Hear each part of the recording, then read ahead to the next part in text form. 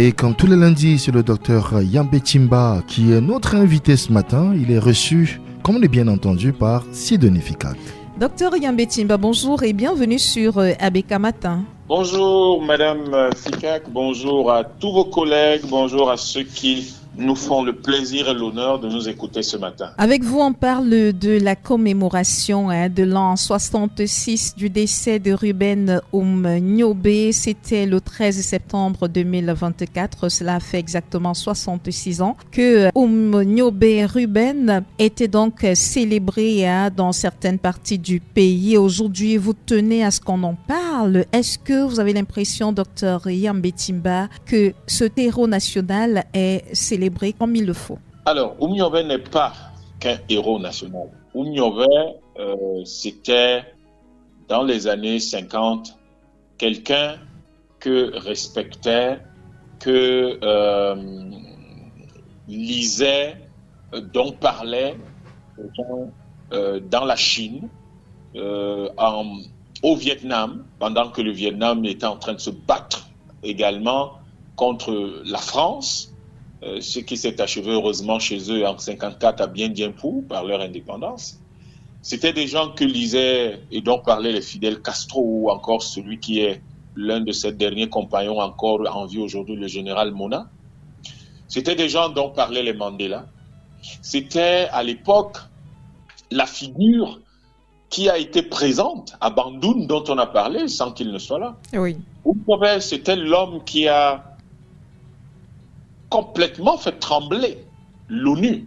Et dans les années 50, il n'y a eu que lui, que Fidel Castro, qui ont provoqué autant de frissons à l'ONU.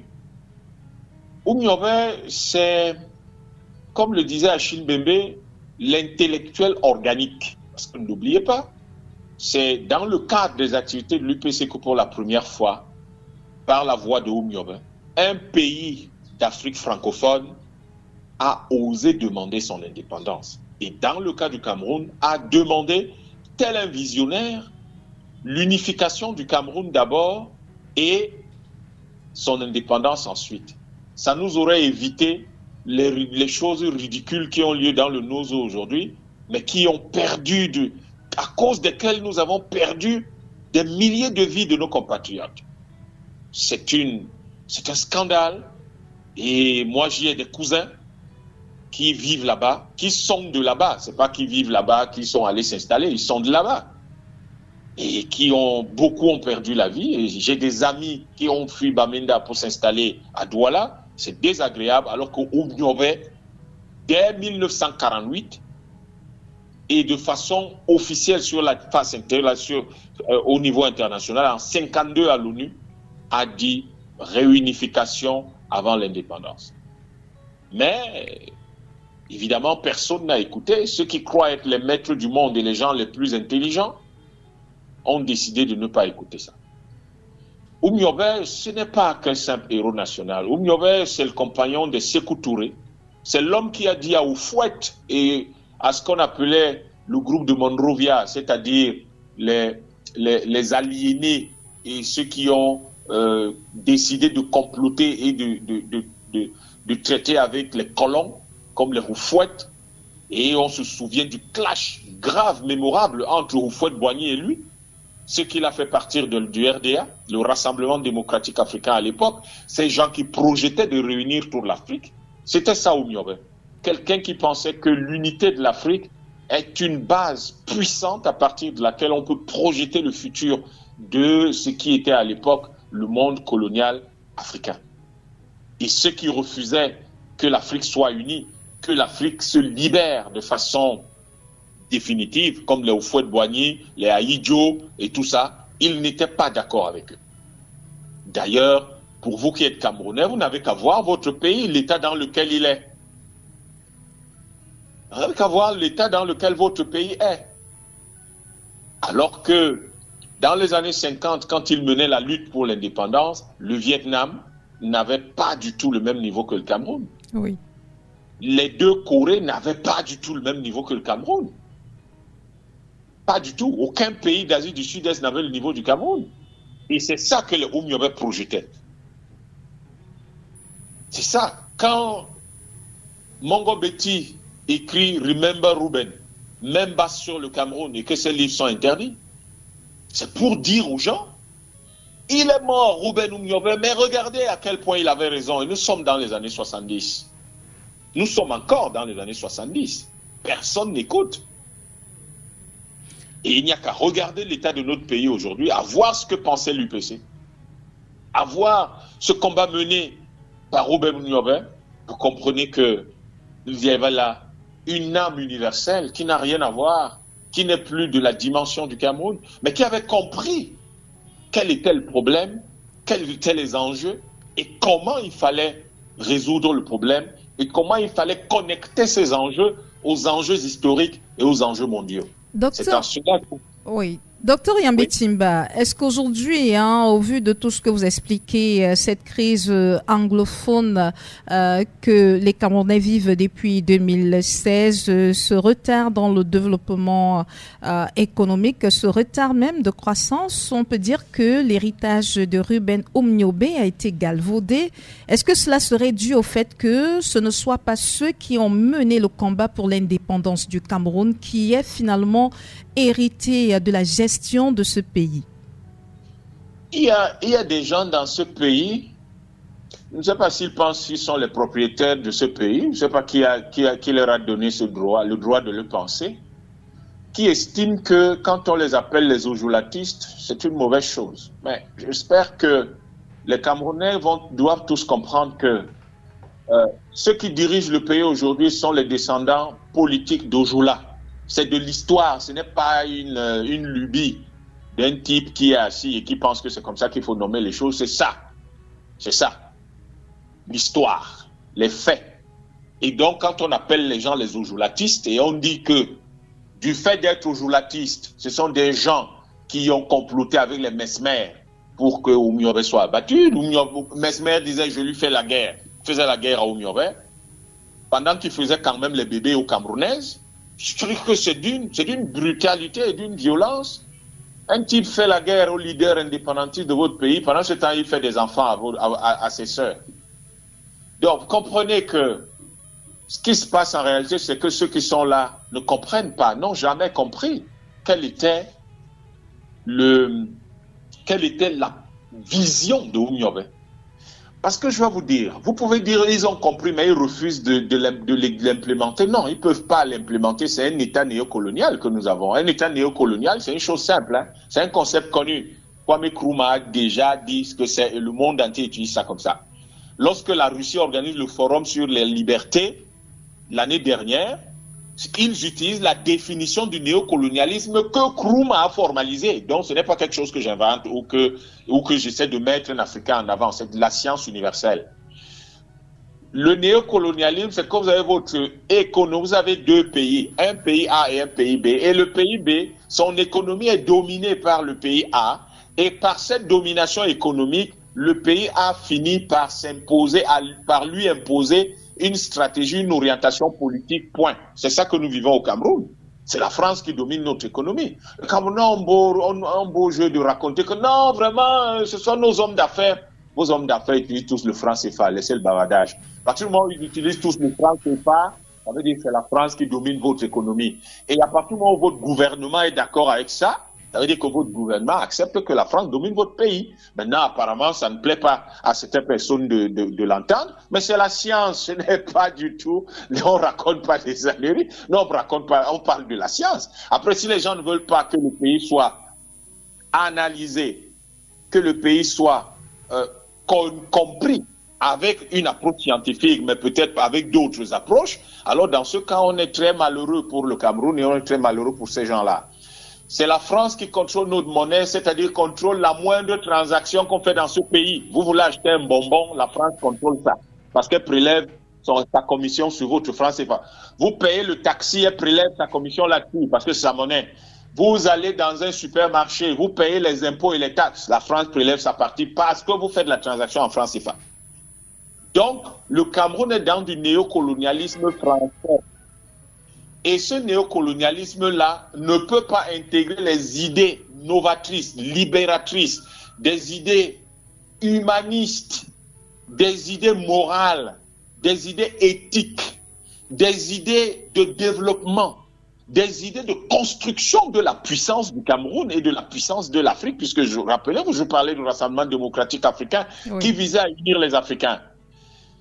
Ce Cameroun néocolonial ne peut pas intégrer ces choses-là, ces idées-là et cette projection, cette vision, parce qu'à ce moment-là, ça sortirait le Cameroun du néocolonialisme.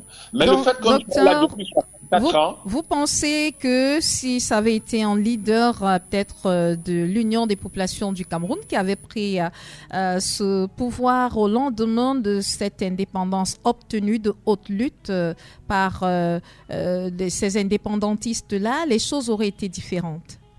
Si les Camerounais avaient gagné la guerre, oui. Parce qu'il faut dire que c'était une guerre. Si les Camerounais avaient gagné la guerre, le Cameroun serait beaucoup plus développé que la Corée du Sud aujourd'hui. Je vous rappelle que les Coréens et les Sud-Coréens ont été formés. S'ils mangent bien aujourd'hui, en grande partie, c'est grâce à nous. Parce que nous avons formé leurs ingénieurs agronomes ici. Imaginez la projection qu'on aurait faite si alors, dans un petit État néocolonial, on a pu former des Coréens. Imaginez ce que ça aurait été dans un État libre. En réalité, la situation du Cameroun d'aujourd'hui est due au fait que la situation de pauvreté, la situation de dépendance, la situation de pillage et la situation de désordre et de chaos que nous vivons au Cameroun aujourd'hui, les gens ont l'impression que nous sommes dans une situation d'ordre. Peut-être que nous sommes dans une situation d'ordre administratif, mais nous sommes dans une situation de chaos civilisationnel qui n'a pas son nom. Ce sont des situations, quand vous les observez du point de vue de la philosophie ou de l'anthropologie ou de l'économie, vous avez le sentiment d'un chaos exceptionnel, du jamais vu dans l'histoire de l'humanité. Donc, ce chaos qui a été provoqué par des gens qui ne pouvaient pas faire mieux, qui ne pouvaient pas faire plus que ça. De toute façon, ils sont tenus. Peut-être qu'en tant que Camerounais, ils pourraient faire mieux. Mais tenus par le système, ayant fait le choix d'être dans le système néocolonial, ils ne peuvent pas faire mieux. Il ne faut pas que les Camerounais rêvent. Tant qu'on sera dans un État colonial, ils n'auront ni autoroute, ni route, ni eau, ni électricité, rien du tout. Il ne faut pas rêver. J'entends les gens dire là que oui, on aurait pu, on peut, on devrait. Il ne faut pas rêver. Tant qu'on est dans cette situation de néocolonialisme, on ne peut pas avoir de l'eau, on ne peut pas avoir de l'électricité, on ne peut pas avoir des routes, on ne pourra pas. Parce qu'il faut les financer. Et comment on va financer ça alors que ce n'est pas nous qui contrôlons la monnaie? C'est impossible. Donc, si les leaders de l'UPC avaient gagné cette guerre-là, croyez-moi, le Cameroun serait différent. Mais il faut expliquer aux jeunes générations, et il faut expliquer à notre peuple pourquoi l'UPC a perdu la guerre. Oui. Ils ont tendance à véhiculer un narratif très bizarre, selon lequel ce sont les luttes internes, les trahisons qui ont fait que l'UPC perde la guerre. C'est faux. Lorsque la France perd la guerre en 1954 à Bien Diempou, les Occidentaux décident qu'ils ne vont plus laisser un autre peuple de couleur, comme ils appelaient les Asiatiques et les Africains, qu'un autre peuple de couleur les batte. Parce que ça envoie un mauvais signal à Haïti et ça envoie un mauvais signal aux États-Unis, où il y avait le mouvement d'émancipation avec Martin Luther King et Malcolm X. Oui. Donc, ils décident, c'est pour ça que ceux qui viendront faire la guerre aux Camerounais, mais ce ne sont pas que des Français.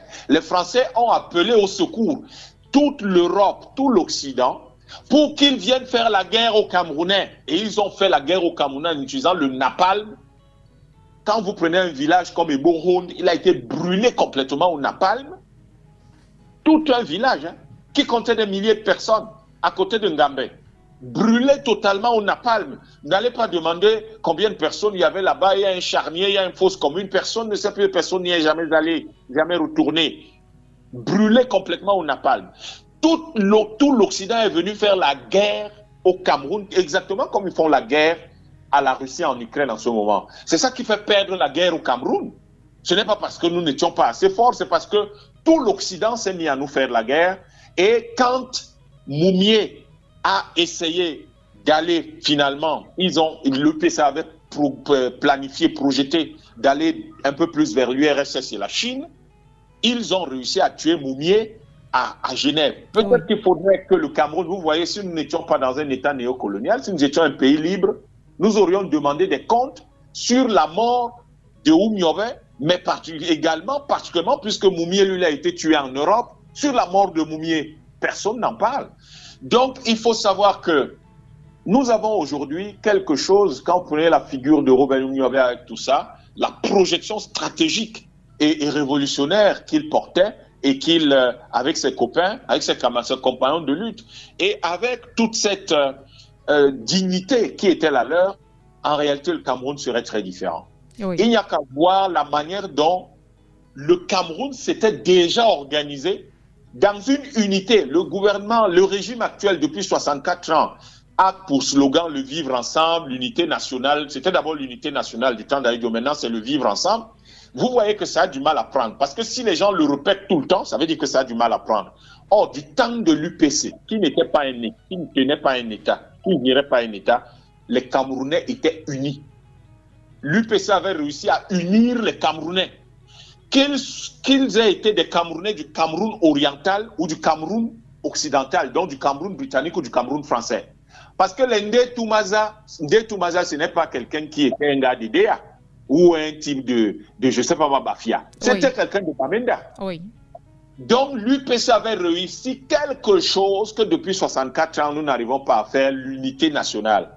Et je crois qu'il n'y a que cette UPC, c'est-à-dire l'esprit de l'UPC, c'est-à-dire l'esprit de liberté, l'esprit d'indépendance, l'esprit d'unité. C'est ça la seule chose qui permettra d'asseoir de nouveau l'unité dans ce pays. Si vous pensez que vous allez asseoir l'unité dans un contexte néocolonialiste, vous n'y arriverez pas. Et vous imaginez bien qu'un peuple qui est capable de cotiser 2 francs 5 centimes pour qu'Oumyobé aille à l'ONU, c'est un peuple qui était déterminé et ça montre le niveau d'organisation, d'unité que le pays avait atteint sous l'UPC, quand l'UPC était là. Nous devons savoir aujourd'hui, et tous ces gens-là disaient, Ruben Oumyobé doit aller à l'ONU nous défendre. Et il est allé la défendre tout le monde, malgré le fait que l'administration coloniale à l'époque avait envoyé quelques suppôts, quelques larbins de l'ordre pour aller lui porter la critique, laquelle critique a même déjà été oubliée. Si vous allez aujourd'hui aux archives de l'ONU, vous demandez quels sont les types qui étaient en 52, 54 pour 56 pour contester Oumyobé, les gens vous regardent de haut. Si vous dites où sont les archives de Oumyobé, vous faites peur. Donc, parce qu'en réalité, on ne veut pas entendre ça. Oui. Mais vous devez savoir que le Cameroun aurait été différent, madame. Et il aurait été différent par les valeurs que Oumyobé aurait, par le fait que Oumyobé avait réussi avec ses compagnons à relancer ce qu'on appelle les forces productives de l'histoire dans notre pays et contribuer à les redémarrer également dans toute l'Afrique. Il faut savoir que les gens comme Ruben Oumyobé, qui est quand même une figure que, parce que les Camerounais ne veulent pas beaucoup en parler, les gens vont vous parler de Lumumba, vont vous parler des gens d'autres personnes de cette époque, les Kwame Nkrumah. Mais au Cameroun, il n'est pas bien que vous parliez de Ruben Oumyobé et donc de manière générale de l'UPC, c'est-à-dire que même de quelqu'un comme Moumié, on n'en parle pas, de quelqu'un comme Wandje, on n'en parle pas, alors que le ministère de tous les enseignements de base, enseignements secondaires et enseignements supérieurs devait être dans le même immeuble qui devait être l'immeuble Ernest Wandje. Alors que l'hôpital La Quintini et le siège du ministère de la Santé devaient porter le nom de Roland Moumié parce que c'était un médecin et qu'il a travaillé à l'hôpital La Quintini. Alors que des gens comme Ruben Oumyobé, ça devait être probablement notre palais de présidentiel qui devait porter son nom. Parce qu'il n'y a personne qui a personnifié autant l'unité du Cameroun que Ruben Oumyobé. Il n'y en a pas. Il n'y a personne. Les gens s'imaginent parfois qu'ils sont célèbres aujourd'hui, mais vous n'avez pas idée de la célébrité de ces gars-là à l'époque. Oui. Pourtant, même le simple côté people. Les gens n'imaginent pas leur niveau de célébrité. Mais mieux, ces gars-là avaient réussi à organiser le peuple, à le structurer politiquement et socialement et à créer un sain respect des uns pour les autres que nous ne connaissons plus aujourd'hui. C'est à rêver, à se demander qui étaient ces gens-là. Et le plus intéressant, c'est que c'était des gamins. Oui. C'était des gamins. Parce qu'en 1948, Oumyobé avait 35 ans. Et qu'une telle audace nous manque aujourd'hui. Et que les gens font de l'autocensure aujourd'hui, là où on leur demande de l'audace, on leur demande du courage.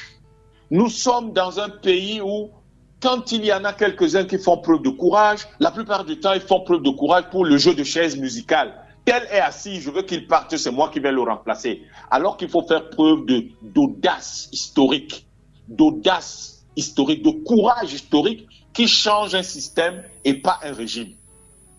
Et ça, ce sont des choses qui nous manquent aujourd'hui. Oumniobé personnifié, ça devrait être ça que la jeunesse, surtout, devrait retenir de lui. C'est le refus de la négantropie, c'est-à-dire de la pourriture sociale, de cette espèce de corruption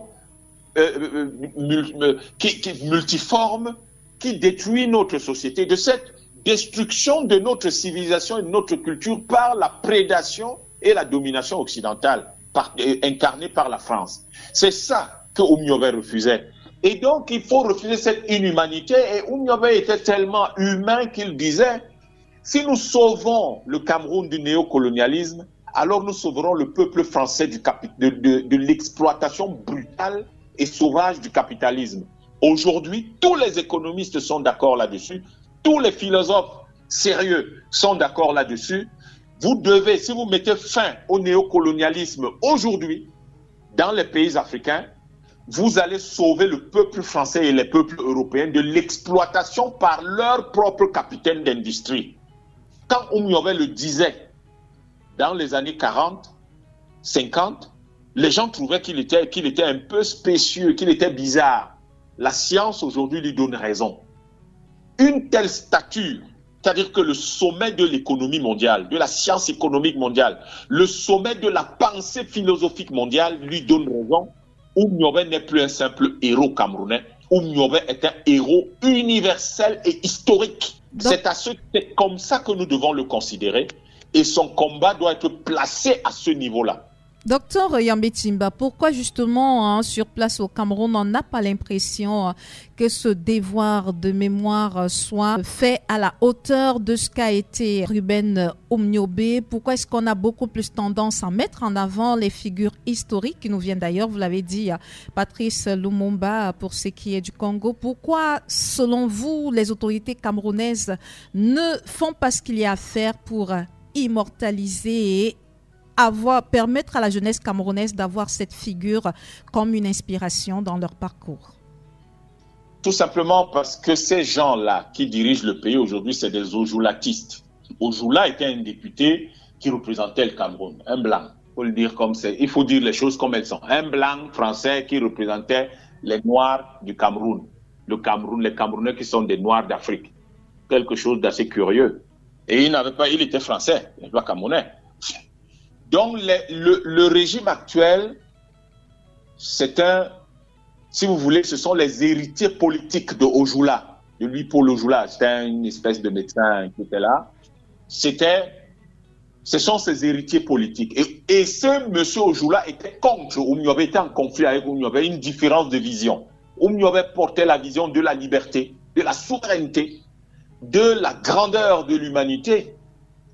Ojoula portait la vision de la domination de l'Afrique par la France et l'Europe, portait le combat de la domination des Africains et des Noirs par les Blancs.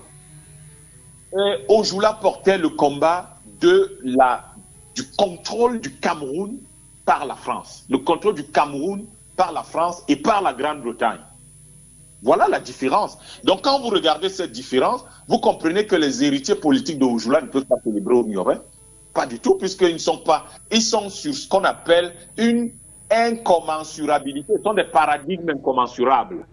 Les uns, Oumniobé va dans le sens de la lumière et ils vont dans le sens des ténèbres. Et donc, du coup, la situation actuelle est telle que il n'y a pas mille choses à faire. Il faut qu'on se débarrasse du néocolonialisme dans notre pays. N'allez pas croire que quand je dis on se débarrasse du néocolonialisme, ça veut dire que ceux qui sont en poste aujourd'hui ne pourraient pas y participer. Ils peuvent y participer parce qu'il arrive souvent que les gens, à un moment donné, décident d'abandonner un chemin qu'ils avaient pris et revenir sur le chemin de la lumière. Parce que, croyez-moi, le chemin des ténèbres peut être extrêmement périlleux, peut être extrêmement douloureux, peut être quelque chose de fatigant. Regardez comment, quand vous regardez notre gouvernement, notre administration publique, vous regardez nos hommes politiques qui dirigent le pays, le sentiment que vous avez, c'est qu'ils sont fatigués, c'est qu'ils sont mal à l'aise, c'est qu'ils auraient bien aimé que le pays soit différent et qu'il puisse être géré différemment. Mais englués dans le néocolonialisme, ils n'ont rien. Il faut donc que le peuple réclame la sortie du néocolonialisme.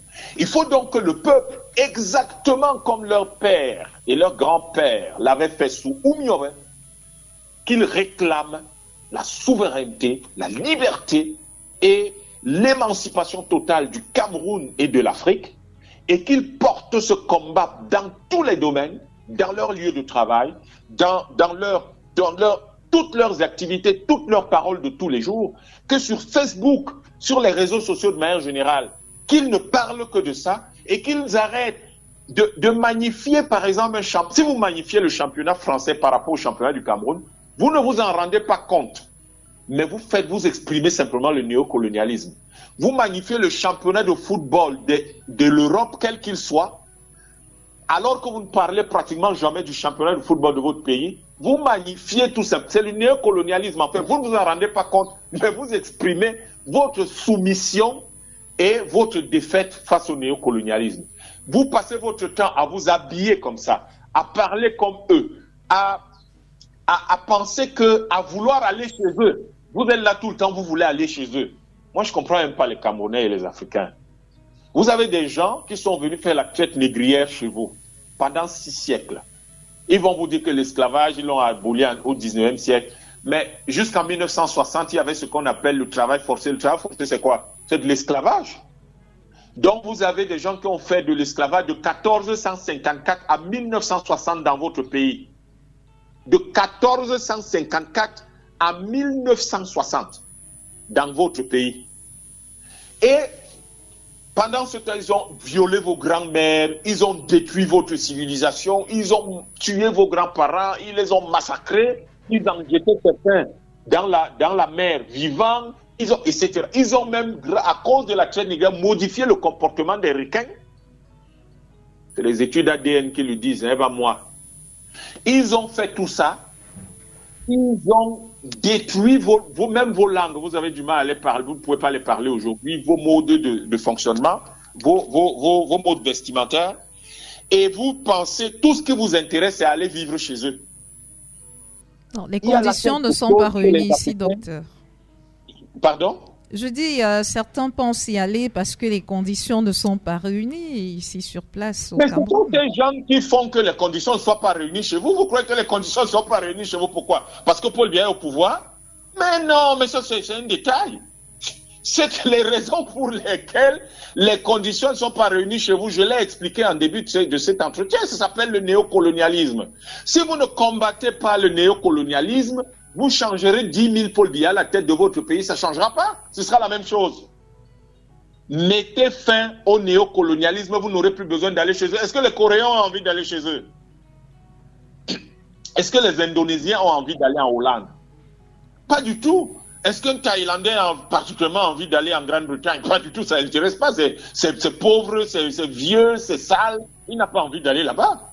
Est-ce que vous avez un Émirati qui a envie d'aller en Grande-Bretagne? Faire quoi? C'est le village. La ville, c'est Dubaï, c'est pas Londres. Pas du tout, il va pas là-bas. Il va chercher quoi dans la brousse? Faire quoi là-bas? Est-ce qu'un Chinois, parce que la plupart des Africains ont du mal à imaginer que la Chine, Mao Tse-tung fait la longue marche parce que la Chine est dominée par le Japon et que la façade orientale de la Chine est faite de ce qu'on appelait à l'époque les concessions dominées par les Européens. Est-ce qu'un Chinois a vraiment particulièrement envie d'aller vivre en Europe? C'est le village, il va faire quoi là-bas? Quand il est à Shenzhen, il est à Pudong, il est à Wuhan ou il est à Chongqing, qu'est-ce qu'il va chercher dans les petits villages d'Europe? Il va chercher quoi là-bas? C'est ça que les Africains doivent comprendre. Vous dites que les conditions ne sont pas réunies chez vous et vous pouvez aller chez eux. Certains partent même d'ici, s'en vont rester en Europe et veulent quand même critiquer les Européens chez eux. Je trouve que c'est de l'ingratitude. Ces gens vous accueillent, ils vous acceptent chez eux, restez tranquilles. Commencez à les prier comme des dieux. Par contre, si vous êtes parti de votre pays, ça veut dire que vous êtes une âme défaitiste. Il faut que les gens arrêtent de ne pas être rigoureux dans la vie. Vous pensez que si les Vietnamiens s'étaient dit, OK, bon, on reste tranquille, on va voir comment on va aller vivre aux États-Unis, on va aller vivre en France. Ils auraient battu la France en 54. Ils auraient battu les États-Unis en 76. Je rappelle que vous avez aujourd'hui au Cameroun des multinationales vietnamiennes dans les télécoms.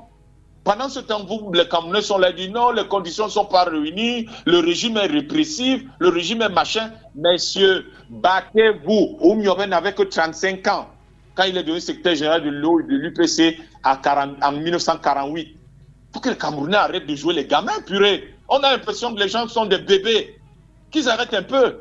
Et ils sont tout le temps en train d'avoir cette attitude. Après, vous les entendez au quartier, ils se plaignent, on n'a pas de route, il n'y a pas d'hôpital, les rentrées scolaires, on n'a pas d'argent, on ne sait même pas quoi faire. Messieurs, levez-vous, boutez le néocolonialisme hors de vos frontières et vous allez avoir votre pays. Parce que cette année, pendant que vous êtes là, vous voulez aller en Europe, la France utilise les réserves du Cameroun qui sont au trésor français, 8 milliards d'euros, les réserves de l'Afrique centrale, de la CEMAC, 8 milliards d'euros, pour emprunter 80 milliards d'euros sur le marché financier international. Et ces 80 milliards d'euros, c'est l'équivalent de la totalité du PIB de toute la CEMAC. Et pendant ce temps, vous êtes là, vous pleurez au lieu de vous battre comme des hommes. Et il y a quelque chose, madame, vraiment... Pour sortir, docteur.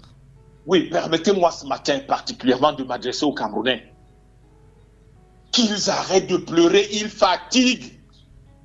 Qu'ils arrêtent de penser que les autres, ce sont les autres Camerounais qui sont leur problème. Non, le problème auquel nous sommes confrontés, ce n'est pas que le régime de Yaoundé est mauvais ou pas. Ça, c'est un détail. Le problème auquel nous sommes confrontés, c'est que nous sommes dans un régime néocolonial. C'est-à-dire qu'il y a un pays tiers, un pays, qui domine notre économie. Et à cause de cette domination de notre économie, ce pays-là détermine les orientations politiques stratégiques de notre pays. Et ce pays utilise un seul instrument pour ça. Cet instrument s'appelle le franc CFA. Si les Camerounais veulent vivre mieux, s'ils veulent avoir des routes, des hôpitaux, des écoles, de l'eau, ils veulent avoir des marchés propres, s'ils veulent qu'à Yaoundé, on ait des gens qui gèrent le pays et qui construisent le pays, qui mettent les néocolonialistes hors du Cameroun. C'est la seule chose qu'il faut faire. Les mettre hors du Cameroun, c'est à vous de trouver la stratégie. Moi, je ne suis pas là pour vous dire ce que vous devez faire. Je suis là pour vous dire ce qui ne va pas. Et comment vous pouvez régler ce qui ne va pas. Ce qui ne va pas dans votre pays, monsieur, c'est le néocolonialisme. Le fait d'aller au Canada, tous. Le fait d'aller en France, tous. Le fait d'aller en Europe, tous. Le fait de fuir votre pays et de passer le temps à insulter 2-3 types qui dirigent le pays, ce n'est pas ça qui sortira le Cameroun de la misère. Ce qui va sortir ce pays de la misère, c'est le fait que des gens se lèvent comme Oumyobé, et c'est le message que je voudrais passer aujourd'hui. Oui. Parce que les gens comme Oumyobé se sont levés, ont eu l'audace de dire « Nous ne sommes pas ce que l'Occident veut faire, ce que la France et l'Angleterre, la Grande-Bretagne veulent faire de nous. Nous sommes mieux que ça. Nous sommes les enfants de la Mahat. Nous sommes les enfants, dans toutes nos langues, il y a ce mot qu'on appelle Mahat. Allez demander à vos parents qu'ils vous expliquent ce que ça veut dire. Parce que nous sommes les enfants de la Mahat, alors nous ne pouvons pas accepter d'être des gens piétinés. Parce que si demain, nous réussissons à sortir de là, à redevenir libres, à restaurer notre liberté, nous allons restaurer la liberté de l'humanité tout entière. Est-ce que ce n'est pas une mission noble et est-ce que nous ne devrions pas proclamer, acclamer, vénérer Oumyobé et ses compagnons tous les jours pour ça? Alors, s'il vous plaît, Camerounais, soyez Oumyobé, arrêtez d'être je ne sais pas trop quoi, je suis ci, je suis ça. Soyez Oumyobé, que tous les Camerounais soient Oumyobé. Voilà mon message aujourd'hui. Merci, docteur. Le message est bien passé, hein. Nous vous remercions de nous avoir accordé cet entretien ce matin sur ABK Matin.